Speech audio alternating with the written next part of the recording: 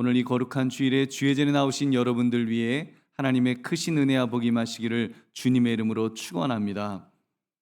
오늘 여러분과 함께 나눌 말씀은 예수님 바로 알기, 예수님 바로 알기란 제목을 가지고 함께 은혜를 나누고자 합니다. 2024년 새해 우리 첫 주일 예배를 드리면서 예수님 이야기에 집중하는 교회라는 표어로 한 해를 시작하려고 합니다.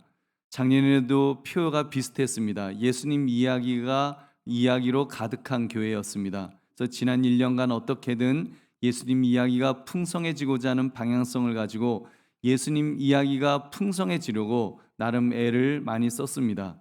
올해는 예수님 이야기에 집중하는 교회, 더 예수님 이야기에 집중하기를 원합니다.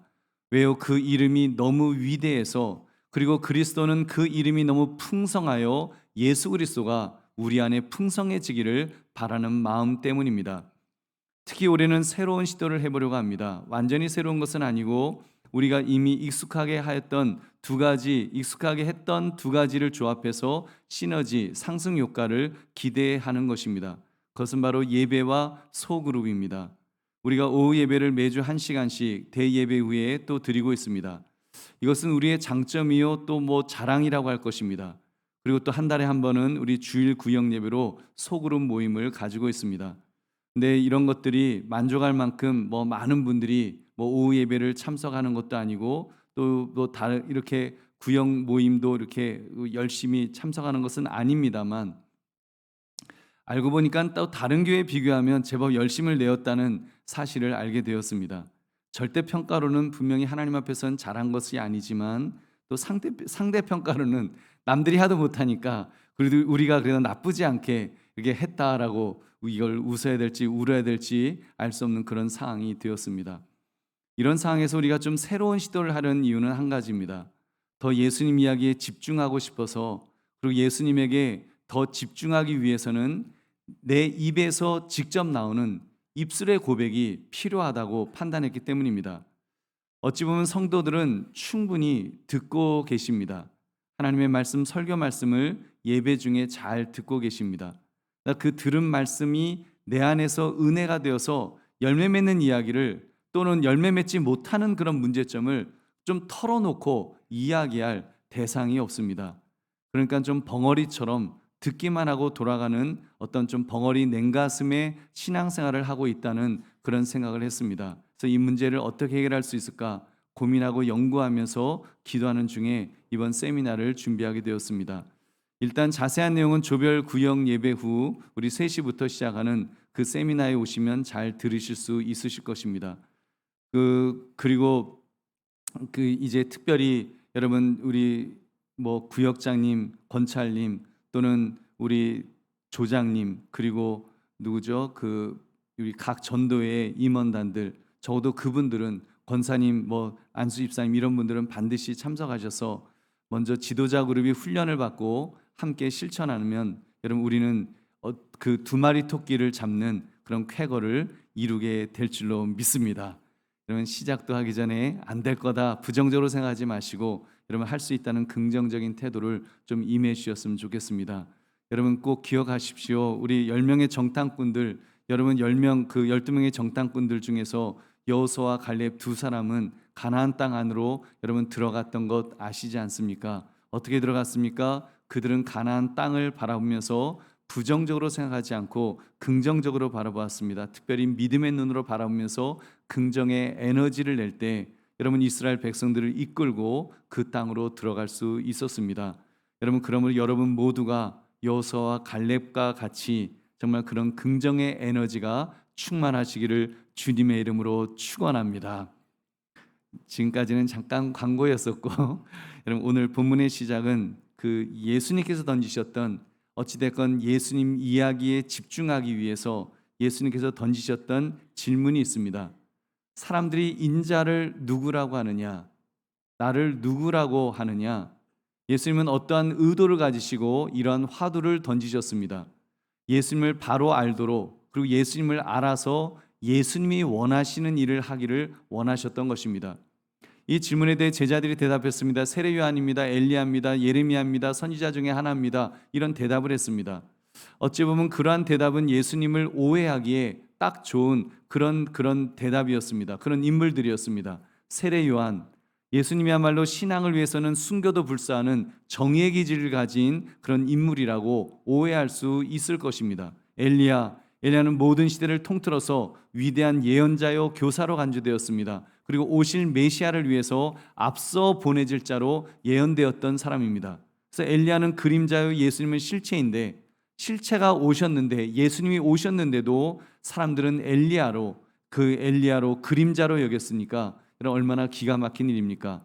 예레미야, 예수님을 하나님과 종교에 대하여 중대한 진리를 계시하시는 그런 예언자로 보기도 했습니다. 또는 예언자 중 하나라고 여기기도 했습니다. 위대한 예언자다, 그렇게 여기기도 했습니다. 여러분, 그렇다면 오늘날 여러분은 어떻습니까? 여러분은 예수님을 어떤 분으로 그렇게 알고 계십니까? 혹시 예수님 당시에 사람들이 생각했던 그런 식으로 예수님을 여기고 있지는 않으셨는지요? 예수님을 자신의 신앙을 위해서 순교한 의로운 사람에 지나지 않는다고, 예수님은 정말 그 신앙을 위해서 순교한 그런 분이야, 그렇게 이해하지는 않으셨는지요? 여러분, 또는 역사에 등장했던 위대한 교사나 예언자 중에 하나로 간주하지는 않습니까? 이단들 중에는 예언자 중에 하나로 그렇게 여기지요. 이슬람에서도 예수님 인정합니다. 예언자 중 하나로. 또는 예수님을 하나님과 종교에 관해서 무언가 중요한 진리를 계시한 위대한 인물 정도로 그렇게 이해하기도 합니다. 여러분, 여호와 증인도 예수님을 인정하죠.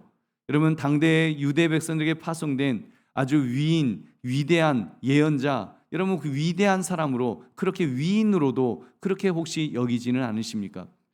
여러분, 그런 모든 시각은 인본주의적인 인간 중심의 시각일 뿐입니다. 인간의 눈으로 보려면 하니까, 인간적으로 생각하려 하니까 예수님을 육신적으로 그렇게 평가하는 것입니다. 여러분, 그렇다면 우리는 예수님을 어떻게 바로 알아야 되겠습니까? 예수님을 어떻게 바로 알 수 있겠습니까? 우리 베드로 사도의 고백을 통해 알아봅시다. 우리 16절을 함께 읽겠습니다. 시작. 시몬 베드로가 대답하이르되 아멘. 주는 그리스도시요 살아계신 하나님의 아들이시니다. 이 말씀을 가지고 세 가지를 살펴봅시다. 첫째, 예수님은 그리스도가 되신다는 사실입니다. 그리스도. 마태복음 1장 16절도 우리 함께 읽겠습니다. 시작. 야곱은 마리아의 남편 요셉을 낳았으니 마리아에게서 그리스도라 칭하는 예수가 나시니라. 아멘. 마리아에게서 그리스도라 칭하는 예수가 나시니라. 예수님은 이미 태어나실 때 그리스도라 칭함을 받을 것으로 예언되셨습니다. 이런 점에서 그리스도는 예수님의 공식 호칭입니다. 기름 부음 받은 자. 여러분, 그리스도가 무슨 뜻인지 아시죠? 여러분, 일단 그리스도와 메시아가 같은 말인 것은 아실 것입니다. 메시아, 그건 히브리어이고, 히브리어로 말할 때는 메시아, 그리고 헬라어로 말할 때는 크리스토스, 그런 식으로 부르는 것입니다. 메시아란 하나님께서 기름 부음 받은 자라는 그런 뜻입니다. 예수님이 그리스도라는 것은 하나님의 기름 부은 메시아라는 그런 뜻이 됩니다.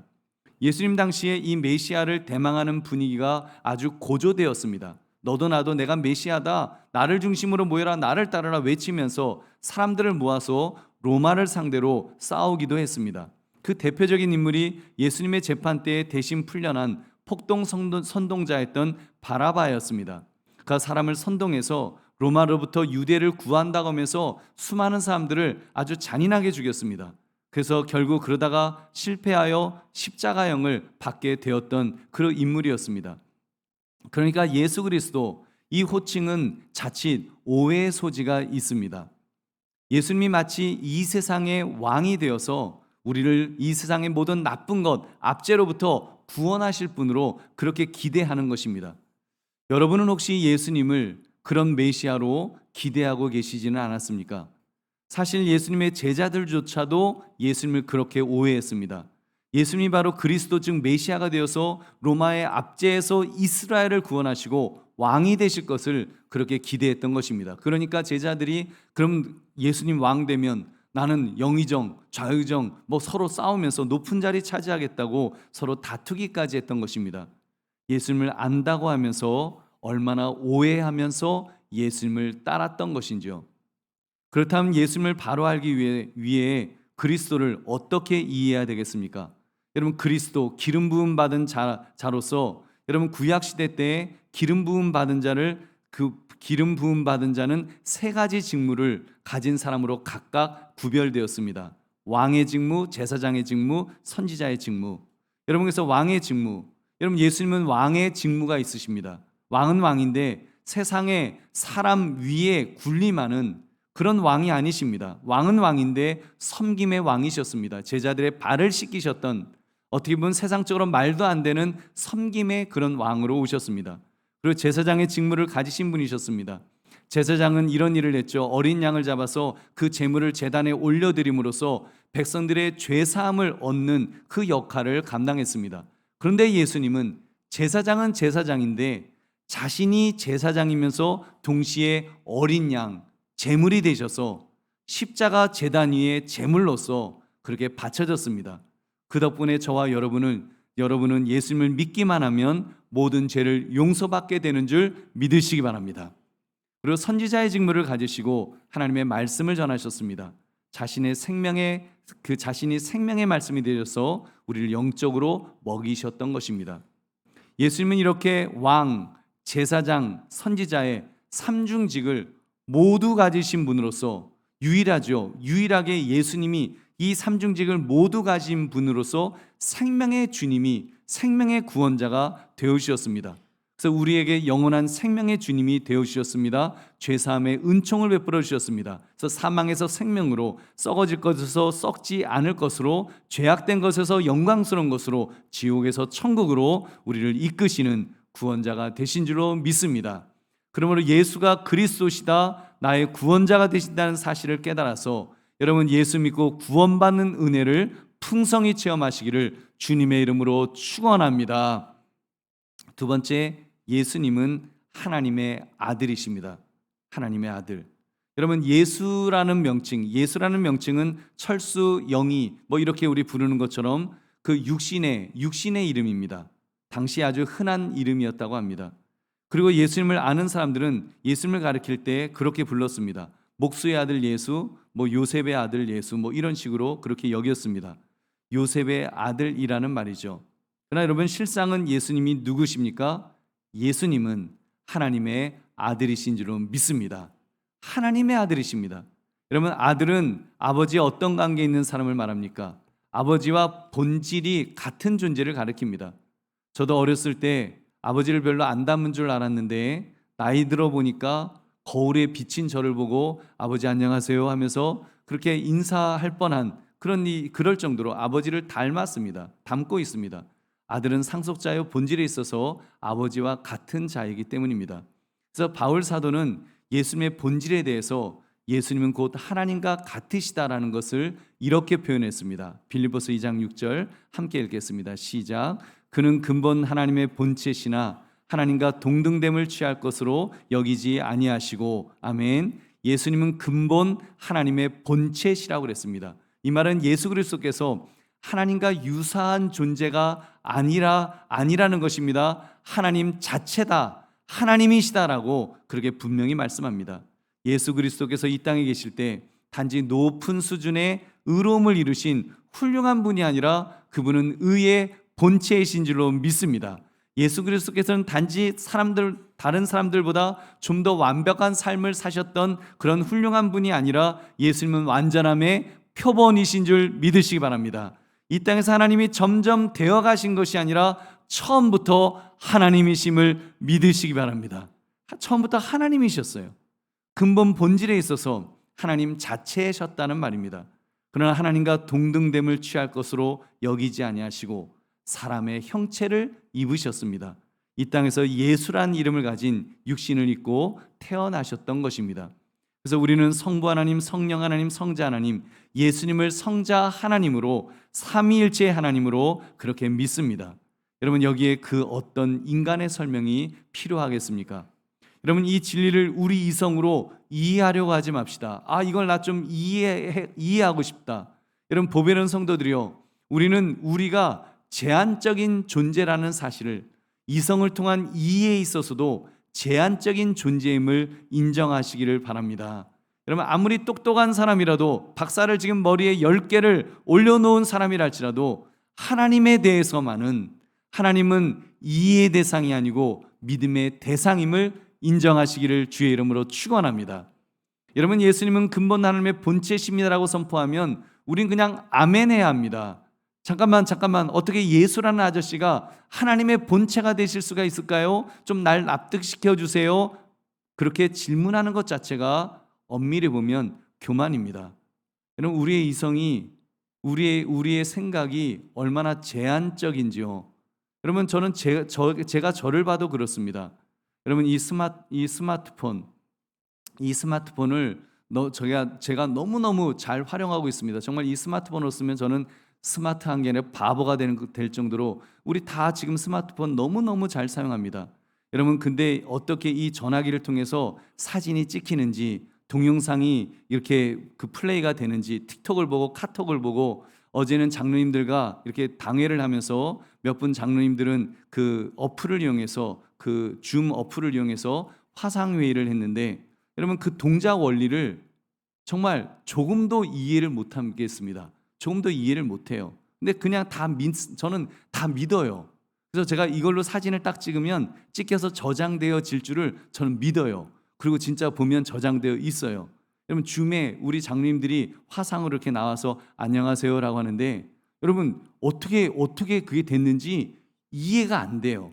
머리가 나빠서 이해가 안 돼요. 그런데 그렇다고 안 믿는 거 아니에요. 믿어요. 그러니까 제가 아무개 장로님하고 똑같은 분이 이 화면에 딱 나타나길래 사탄아 물러가라. 왜 그 장로님을 흉내내느냐? 제가 그러지 않고 장로님 안녕하세요 하면서 믿어요.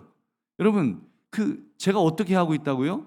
이해는 안 되지만 그 작동 원리가 이해는 안 되지만 믿음으로 다 믿는 것입니다. 여러분 사실 스마트폰의 기술은 제가 무식해서 몰라 믿는 것이지만 여러분 하나님에 대한 이해는 여러분 우리는 피조물이요 하나님은 창조주시기 때문에 우리가 이해할 수 없다라는 사실입니다. 여러분 그것이 당연한 줄 믿으시기 바랍니다. 그냥 당연한 거예요. 인간이 어떻게 하나님을 이해하겠습니까? 인간이 피조 세계인 우주도 이 우주 만물도 우리가 이해를 못하는데 여러분 그 모든 우주 만물을 말씀으로 창조하신 창조주 하나님을 우리가 어떻게 머리로 이해가 될 수 있겠습니까? 그건 오만입니다. 여러분 그러므로 우리 주 예수 그리스도는 하나님의 아들이 되심을 믿으시기를 이해하지 마시고 믿으시기를 주의 이름으로 축원합니다. 세 번째 예수님은 살아계신 하나님의 아들이십니다. 여러분 우리가 예수님을 이해할 때 조금 부족했던 것이 있었습니다. 그것은 예수님을 생명의 주님으로 이해하는 부분에 있어서는 살아계신 하나님의 아들이라는 점에서는 우리가 약간 부족하지 않았나 생각합니다. 우리 예수님을 이해하면서 죄를 용서하시는 분으로는 모두 이해하고 있습니다. 그래서 예수님께 무릎을 꿇고 닭똥 같은 눈물을 흘리면서 우린 기도합니다. 예수님 알고 지은 죄 모르고 지은 죄 다 용서하여 주시옵소서. 주님의 십자가 보혈로 나의 죄를 그 눈과 같이 희게 씻어 주시옵소서. 우리 이렇게 기도합니다. 이 기도 얼마나 많이 우리 하고 있습니까? 그런데요 그 예수님은 우리의 죄만 용서해 주신 분이 아니십니다. 예수님은 우리에게 그 이상의 존재이십니다. 예수님은 모든 것입니다. 예수님은 생명이시고 예수님은 모든 것 되심을 여러분 믿으시기 바랍니다. 그래서 요즘 이런 점을 여러 번 강조했습니다. 예수님은 모든 것이라고 예수님이 우리의 모든 것이 되십니다라고 계속 말씀드렸습니다. 골로새 3장 11절 후반절 같이 읽겠습니다. 시작. 오직 그리스도는 만유시요 만유 안에 계시니라. 아멘. 오직 그리스도만이 모든 것이라는 것입니다. 또 모든 것 안에 계신다라고 말씀합니다. 예수님이 모든 것이라는 사실을 좀 더 자세하게 설명하신 말씀이 히브리서 1장 2절의 말씀입니다. 같이 읽겠습니다. 시작. 이 모든 날 마지막에는 아들을 통하여 우리에게 말씀하셨으니 이 아들을 만유의 상속자로 세우시고 또 그로 말미암아 모든 세계를 지으셨느니라. 아멘. 이 아들을 만유의 상속자로 만물 모든 것의 상속자로 세우셨다는 것입니다. 그 아들이 누구예요? 바로 예수 그리스도십니다. 그러니까 예수님이 모든 것을 갖고 상속받으신 분이시니까 당연히 여러분 예수 그리스도는 만물이 모든 것이 되시는 것입니다. 그래서 만유의 상속자, 즉 만물을 물려받으신 분이라는 사실입니다. 심지어 예수님으로 말미암아 모든 세계가 지으셨노라고 그렇게 말씀하고 있습니다. 여러분, 예수님이 얼마나 광대하신 분이신지요. 우리가 그냥 성경을 좀 읽으면서 예수님이 이런 분인가 보다, 나와 비슷한 분이신가 보다, 우리가 그렇게 생각할 수 있지만, 여러분, 예수님은 우리가 이해하는 것보다 더 크고 더 크고 더 크고 더 크고, 정말 우리가 상상할 수 없는, 우리가 담을 수 없는 그런 여러분 위대하신 분이신 줄 믿습니다. 여러분, 예수님이 살아계신 하나님의 아들이십니다라는 고백은 그런 점에서 우리가 더 큰 그런 믿음을 가져야 됩니다. 예수님은 생명의 근원이 되시고 예수님은 모든 것이 되시기 때문에 정말 예수님께서 우리의 모든 것이 되어주셔서 우리를 책임져 주시고 생명이 되신다, 이렇게 우리는 깨달아야 되는 것입니다. 예수님은 생명이십니다. 예수님은 생명의 근원이십니다. 예수님은 힘이십니다. 능력이십니다. 권능이신 줄로 믿습니다. 그래서 요한복음 14장 6절을 예수님은 말씀하였습니다. 예수께서 이르시되 내가 곧 길이요 진리요 생명이니 나로 말미암지 않고는 아버지께로 올 자가 없느니라. 아멘. 우리로 하여금 아버지께로 이끌어 가시는데, 예수님께서 이끌어 가시는데 예수님 말씀하십니다. 내가 길이요 진리가 된다. 그러면서 무엇보다도 생명이 되어 주셔서 우리에게 힘과 능력까지 공급해 주신다는 것입니다. 여러분, 그 예수 그리스도를 믿으시기를 주의 이름으로 축원합니다. 하나님께서 그 생명을 주셨다라고, 그 예수님에게 생명을 주셨기 때문에 그 예수님은 생명이 되시는 것입니다. 요한복음 5장 26절 같이 읽겠습니다. 시작. 아버지께서 자기 속에 생명이 있음 같이 아들에게도 생명을 주어 그 속에 있게 하셨고. 아멘. 여러분, 아버지께서 자기 속에 생명이 있다. 예수님 하나님은 생명을 가지고 계시죠. 그 생명을 가지고 만물에게, 특히 우리에게 그 생명을 주셨습니다. 창세기 2장 7절 보면 여호와 하나님이 땅에 흙으로 사람을 지으시고 생기를 그 코에 불어넣으시니 사람이 생명이 되니라. 아멘. 여러분, 그 생명이 되도록 생기를 부어넣으셨는데 하나님은 여러분 그 자신이 가지고 있는 것과 똑같은 생명력을 아들에게도, 예수님에게도 주셨다라고 말씀합니다. 이때 주의할 점이 있습니다. 생기가 아닙니다. 인간에게 주셨던 생기가 아닙니다. 생명력 자체를 주셨다는 것입니다. 그렇기 때문에 예수 그리스도께서는 생명의 존재 그 자체이신 줄로 믿습니다. 스스로 존재하는 능력과 힘을 그분 안에 그분이 갖고 계십니다. 할렐루야. 여러분, 그렇기 때문에 예수 그리스도를 통하여 우리는 영생을 얻게 된 것입니다. 요한복음 17장 2절 3절 함께 읽겠습니다. 시작. 아버지께서 아들에게 주신 모든 사람에게 영생을 주게 하시려고 만민을 다스리는 권세를 아들에게 주셨음이로소이다. 영생은 곧 유일하신 참 하나님과 그가 보내신 자 예수 그리스도를 아는 것이니이다. 아멘. 이런 공식이 성립될 것입니다. 성부 하나님께서 아들에게 주신 모든 사람들이 있습니다. 바로 우리를 포함하는 것이죠. 그들에게 영생을 주게 하시려고 만민을 다스리는 권세를 예수님에게 주셨다는 것입니다. 그래서 그 영생을 어떻게 얻습니까? 참 하나님과 그가 보내신 자 즉 예수 그리스도를 알 때 그 영생을 얻게 된다고 했습니다. 여러분, 그 믿음은, 갑자기 성경 구절이 기억이 안 나는데, 네, 믿음 바라는 것의 실상이요. 그 구절 말고 여러분 갑자기 우리 정말 우리가 믿음은 들음에서 나고 들음은 하나님의 말씀에서 나온다고 하는 이 말씀을 들음으로, 그래서 예수 그리스도를 바로 알 때 여러분 우리 안에 생명이 있는 줄로 믿습니다. 바로 그 예수 그리스도를 믿는 그 믿음, 그 하나님의 말씀을 통해서 우리는 영생을 얻게 되는 줄 믿으시기 바랍니다. 이제 그러한 그리스도의 생명을 지금 당장 누리며 우리 살아갑시다. 로마서 6장 4절 같이 읽겠습니다. 시작. 그러므로 우리가 그의 죽으심과 합하여 세례를 받음으로 그와 함께 장사되었나니 이는 아버지의 영광으로 말미암아 그리스도를 죽은 자 가운데서 살리심과 같이 우리로 또한 새 생명 가운데서 행하게 하려 함이라. 아멘. 우리가 그리스도와 함께 십자가에 죽고 장사되었다는 것입니다. 그래서 옛사람은 우리가 죽었습니다. 그리고 그리스도가 다시 살아나신 것 같이 우리도 살려주시는데, 그래서 여러분 우리로 또한 어느 가운데 생하게 하려 하신다고 했어요? 새 생명 가운데서, 바로 그리스도 안에 있는 새 생명 가운데서 우리가 살 수 있도록 만들어 주신다는 것입니다. 우리 보배는 성도님들, 우리가 예수님을 그리스도 살아계신 하나님의 아들로 믿는다면 그리스도의 생명을 풍성히 누릴 수 있습니다. 여러분, 살아계신 하나님의 아들, 살아계신 하나님의 아들, 다시 말하면 생명이 있으신 하나님의 아들이시기 때문에 우리가 그 예수님을 믿으면 그 생명이 우리에게 부어지는 줄로 믿습니다. 그 생명이 이미 우리 안에 계십니다. 그것도 충만하게 계십니다. 내가 주님 안에 있으면, 주님이 내 안에 계시면 열매는 저절로 맺는다고 예수님 약속하였습니다. 여러분, 이것이 어떻게 가능합니까? 여러분, 사실 엄밀히 말하면 우리는 부러진 가지와 같은 존재입니다. 우린 부러졌습니다. 옛사람은 부러진 가지, 죽은 자이죠. 생명이 없습니다. 우리는 생명이 없어요.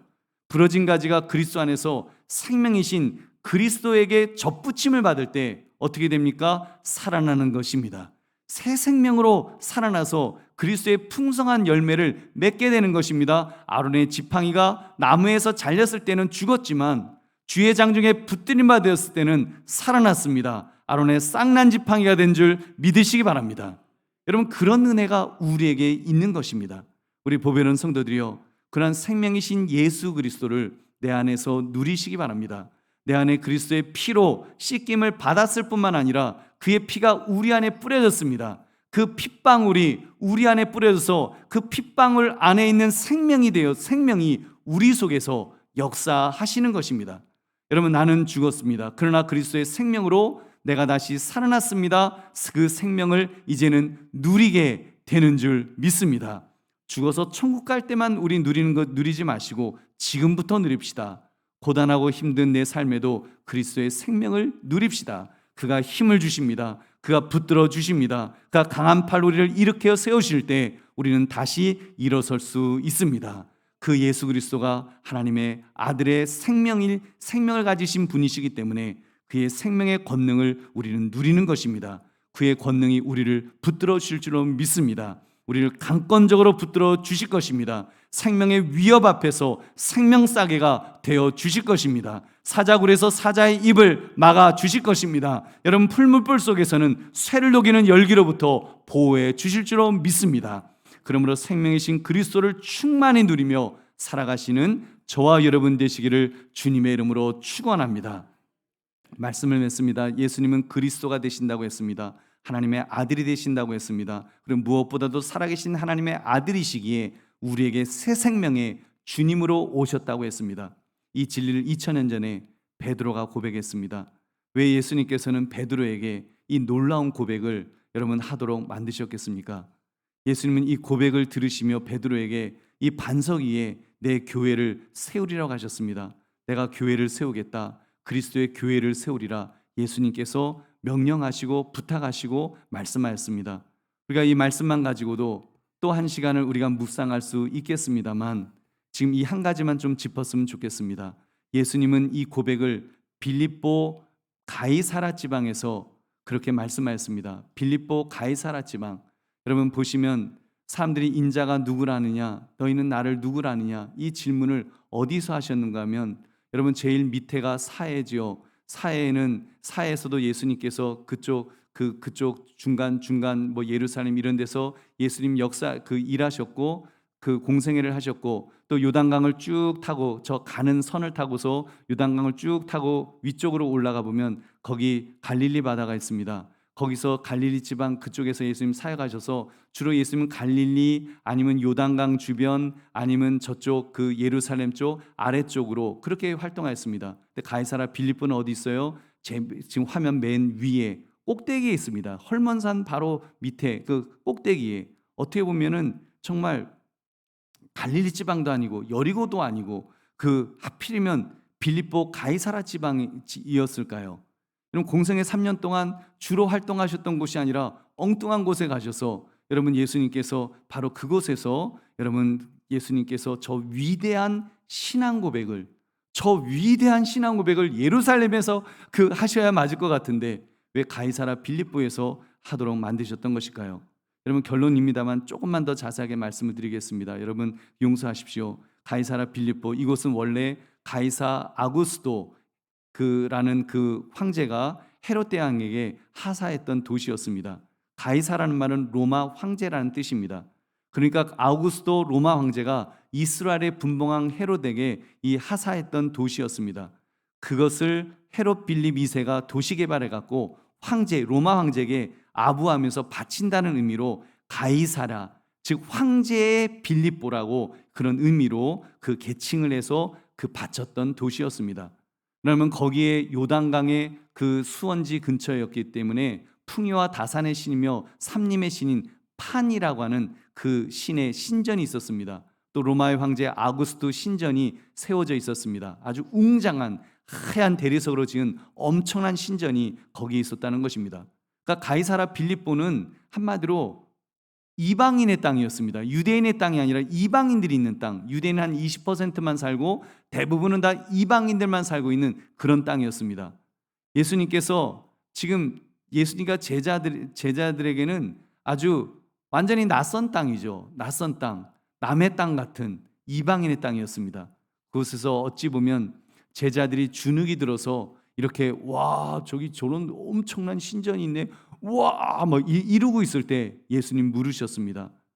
너희는 나를 누구라고 하느냐? 그때 베드로가 대답하는 겁니다. 주님 저 그런 거 저런 거 봐도 저가 아무것도 아닙니다. 주는 그리스도시요 살아계신 하나님의 아들이십니다 하면서 신앙 고백을 분명하게 했습니다. 예수님은 그 신앙 고백 위에 내가 교회를 세우리라 말씀하였습니다. 우리 마태복음 16장 18절 19절 함께 읽겠습니다. 시작. 또 내가 내게 이르노니 너는 베드로라 내가 이 반석 위에 내 교회를 세우리니 음부의 권세가 이기지 못하리라. 내가 천국 열쇠를 내게 주리니 내가 땅에서 무엇인지 매면 하늘에서도 매일 것이요 내가 땅에서 무엇인지 풀면 하늘에서도 풀리리라 하시고 아멘. 예수님은 지금 바로 그곳에서부터 교회를 세우기를 원하셨습니다. 왜요? 그곳에는 구원해야 될 영혼들이 많았으니까요. 이방인들이 여러분 그곳이 전초기지가 돼서 앞으로 이방인들을 구원하는 전초기지가 되어야 되기 때문에 예수님은 바로 그곳에서 교회를 세우기를 원하셨던 것입니다. 그래서 복음의 전초기지가 되어 유대인만의 복음이 아니라 이제는 만민의 복음이 되도록 그렇게 복음이 전파되었습니다. 어디까지 전파되었습니까? 우리나라 땅, 조선 땅, 여러분 그 100년 전에 우리나라까지 복음이 전파되어서 오늘 우리가 이 자리에 있는 줄로 믿습니다. 그렇다면 우리도 결단해야 되지 않겠습니까? 우리 교회 올해표 예수님 이야기에 집중하는 교회입니다. 오늘 말씀의 제목 예수님을 바로 알기였습니다. 예수님을 바로 알기. 여러분 근데 예수님을 바로 알아서 우리가 무엇을 해야 할까요? 예수님이 이야기에 집중하여 우리 무엇 하려고 집중해야 될까요? 나만 구원받으면 될까요? 여러분 나만 구원받으면 될 것 같으면 주님은 우리를 벌써 불러가셨을 줄로 믿습니다.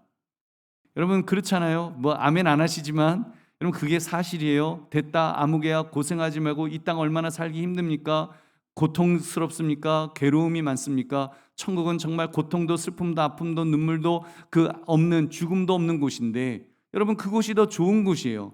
하나님께서 우리를 사랑하시기 때문에 정말 우리를 구원하시는 것이 끝이었다면 여러분 이 땅에 그냥 남겨두지 않으시고 천국으로 당장 불러가시는 것이 여러분 더 좋은 것 아니겠습니까? 근데 우리를 이 땅에 남겨두셨습니다. 올해도 2024년도도 우리에게 주셨습니다. 여러분 주신 목적이 있겠죠. 이 땅을 사랑하셔서 정말 예수님을 믿는 자는 누구든지 멸망하지 않고 영생을 얻게 하시려고 여러분 예수님은 그 목적을 이루도록 우리를 남겨두신 줄로 믿습니다. 우리는 더더욱 이제 4월이면 이 익숙한 곳을 떠나게 될 것입니다. 여러분 물론 신설동이 가이사라 빌립보는 아닙니다만 그렇다고 또 아니라고 단언할 수도 없을 것입니다. 왜냐하면 우리에게는 낯선 곳이니까요.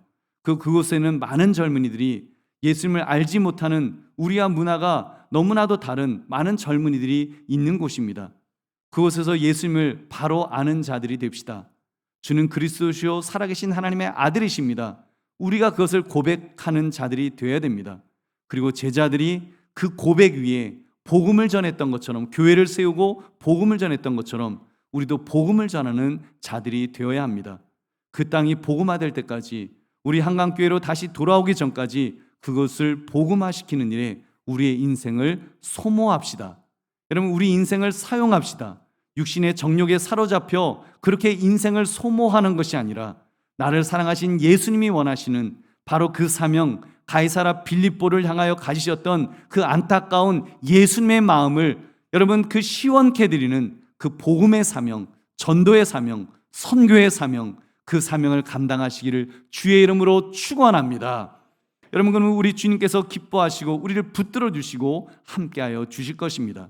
그러므로 예수님 바로 알기 제목처럼 예수님을 바로 알고 바로 고백하며 그 새로운 땅에서 복음을 증거할 수 있는 저와 여러분 되시기를 주님의 이름으로 축원합니다. 우리 함께 기도하겠습니다. 말씀 생각하시면서 주여 참으로 이 말씀처럼 하나님 예수님을 바로 알아서 가이사라 빌립보에서 예수님이 교회를 세우겠다고 말씀하셨던 것처럼 하나님 우리의 삶에 교회가 세워지고 복음이 증거되는 인생으로 그렇게 사용되게 하여 주시옵소서. 우리 2024년도 그렇게 사용되는 해가 되게 해달라고 우리 주여 한번 외치고 기도하겠습니다. 주여.